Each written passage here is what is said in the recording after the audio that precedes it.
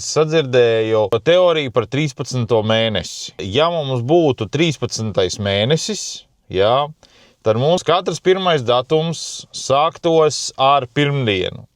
Mums katrā nedēļā būtu tieši 4 nedēļas, un katrs mēnesis mums būtu 28 dienas, un tā būtu 13 mēneši gadā.